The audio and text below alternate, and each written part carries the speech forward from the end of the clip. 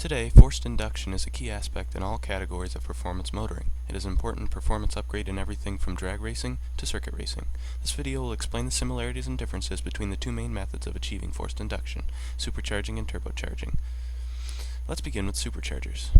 From Answers.com, a supercharger is defined as a blower or compressor usually driven by the engine for supplying air under high pressure to the cylinders of an internal combustion engine. There are several types of superchargers, all of which are powered by the crank or accessory belt on the engine, giving power to the blower through a pulley on the supercharger itself. This means all superchargers have a small parasitic effect on the engine. The first type of supercharger we will discuss is called a centrifugal supercharger. A centrifugal supercharger resembles a turbocharger and uses a small impeller to compress air into the cylinders. This type of supercharger is the most efficient of the three kinds, but produces the smallest boost at low RPMs. This type of supercharger is also the most ideal to install on near-stock engines because it generally produces the lowest amount of boost. Also, a centrifugal supercharger produces very low heat buildup, so there is usually not need for an intercooler. The typical operating speed for a centrifugal type supercharger is around 40,000 RPM. Take a listen to the sound of a centrifugal vortex supercharger.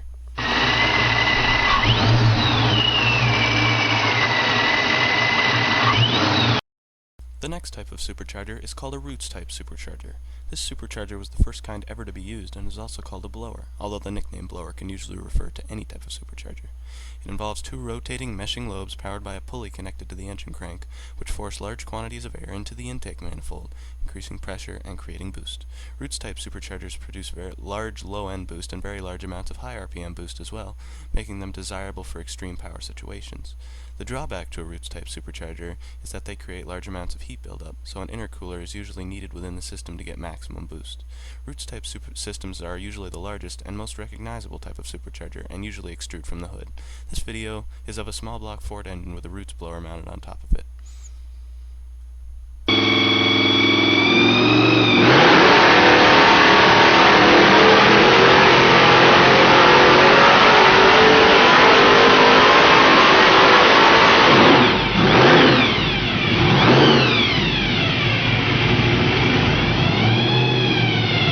The last type of supercharger is called a screw supercharger. This type of supercharger uses two rotating meshing screws powered by the engine's crank pulley to take in air and compress it, then force it into the cylinder. In many ways, this type of supercharger is very similar to the roots type, involving screws instead of propeller-like lobes. The twin screw supercharger is very powerful within the low RPMs, but also produces large amounts of boost throughout the entire RPM range.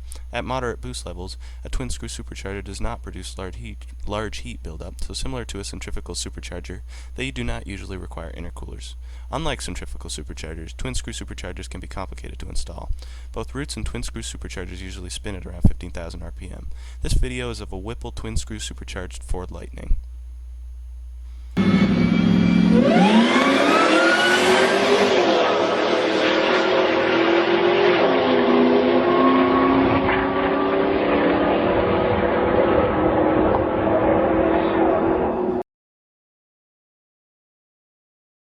The main advantages to a supercharger are no lag. Superchargers, because they are connected to the engine's crank pulley, spin up immediately when the engine does, creating instant boost.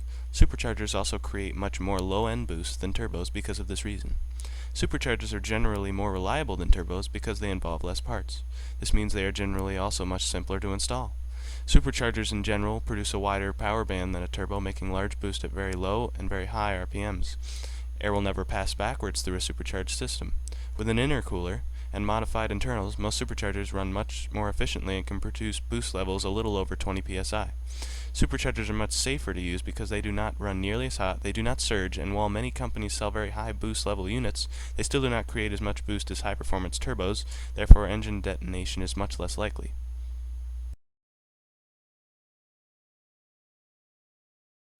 The main disadvantages to a supercharger are the parasitic effect a supercharger has on the engine. Because superchargers require power from the crank to operate, the engine must give up some of the power made in order to allow more air to be forced in.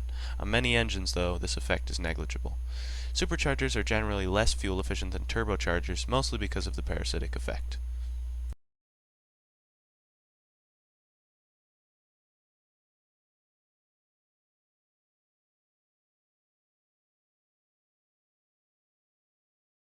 Now, let's move on to turbochargers. Answers.com defines a turbocharger as an air compressor or supercharger on an internal combustion piston engine that is driven by the engine exhaust gas to increase or boost the amount of fuel that can be burned in the cylinder, thereby increasing engine power and performance.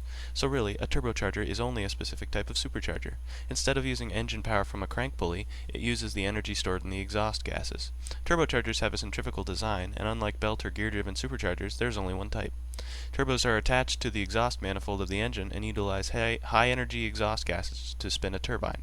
This turbine is connected to an impeller, or compressor, via a small shaft which in turn compresses air into the intake manifold and creates boost. The main advantages to turbochargers are: turbochargers, because they are not physically connected to the engine, can spin much faster than superchargers, usually up to around 150,000 RPM.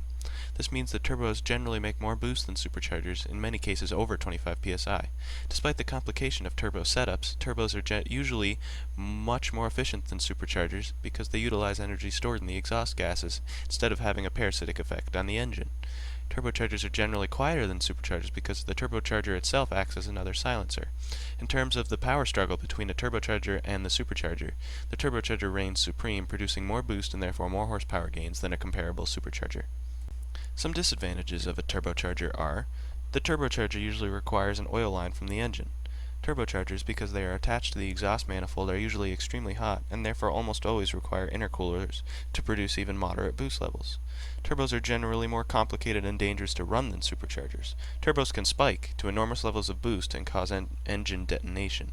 Turbos can also surge or run in reverse when exhaust pressure is removed, which causes huge turbo lag and damage to the turbo. Turbos also require very large, complicated plumbing, with several components to allow the turbo to run at peak efficiency. These parts include modified manifolds, intercoolers, large amounts of piping, blow-off valves, and oil lines, not to mention several different engine modifications. Because of the large number of parts, tuning turbos is notoriously tricky. The most noticeable disadvantage to a turbocharging system is what's called turbo lag. This lag refers to the time immediately after the throttle has been applied to the engine and the turbo begins to spool up. Until the turbo can spool up to the point where it can compress air, the engine runs without forced induction, creating a period of low power. The larger the turbo, usually the greater the lag, because more energy is required to spool up the turbine. This video is of a turbocharged Mustang. Listen to the turbo whistle as throttle is applied.